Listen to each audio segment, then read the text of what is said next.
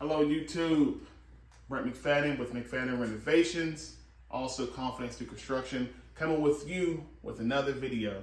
Today, we're doing cap and tread, the stair renewal system. Now, when you get these are brought to you from Home Depot. We are matching the existing LVP flooring that we put in the previous video, the life-proof flooring. So when you look at the life-proof flooring, cap and treads come up as the pretty much color match to these flooring. As you guys see, it is a dead match on the color, but the material is different. So you guys gotta look forward to when you get the material. It's not a polyurethane or this material. It's a different material. It's MDF, and this MDF is thicker than this material that you have on the flooring. So be prepared for that as well. What we have to do, and I'll show you guys when we go upstairs, we have to pretty much belt sand this flooring this thickness so we don't have a lip, which could cause a tripping hazard. When you put the two materials together and we squeeze them together, you guys see that lip? We have a lip on that floor. Now that's a tripping hazard. Most people will say, oh, no big deal, leave it be. We have to do things right the first time. That's their saying. Do it right the first time. So what we do, we belt sand it down, make sure it matches that same profile when you come down the steps. These also come with, these are your treads. These are your risers. These are your risers. Now these are reversible. You can go with the same type of color as the treads and the floors, or you can go with white. So whatever you pretty much want to go with, you can just change it however you want it to be. But part of your planning process is to make sure that you like one side compared to the other, because these all get glued on. And if you decide later on, oh, I want to go white, it's a little too late now, because you done glued that down, and once you pull it off, it's going to be destroyed. So I'll show you guys what we did here.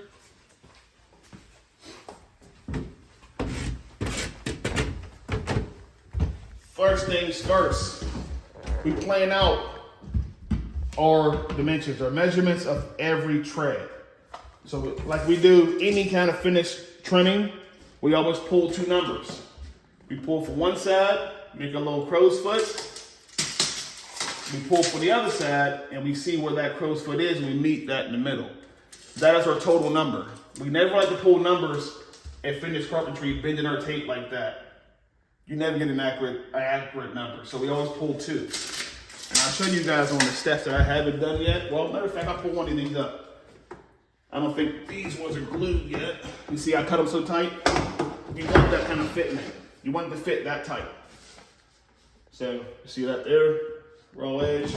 The other ones are glued. So I'm gonna put these down lightly so I don't mess with that finish. Pull your tape out. And go with the easy number, 10, 20, 30, 40. Here, we're gonna go with 20 inches. And make a crow's foot. You turn our tape around, we butt it this way. We have 13 and 7/8. So that tells us our total number, if you guys were doing math with me, that's 33 and 7/8. That's your cut. Once you cut your tread to 33 and 7/8, you also want to make sure you get your width of your tread. These come in 12 inches, like 12-inch treads. These steps are 10 inches. So you have to make sure you measure that. From this back wall out, it's 10 inches. Now, you have to think about this too, the thickness of this bullnose. This bullnose thickness, which is going to cap this existing bullnose of this step, is 3/4 of an inch. If you measure that out, that's 3/4 of an inch. You have to add that to that number as well. So you always have to do math as a carpenter. Do your math. Plan it ahead so you're not wasting material. So you measure that out, 10 inches plus 3/4. If you measure it out, it's 10 3/4.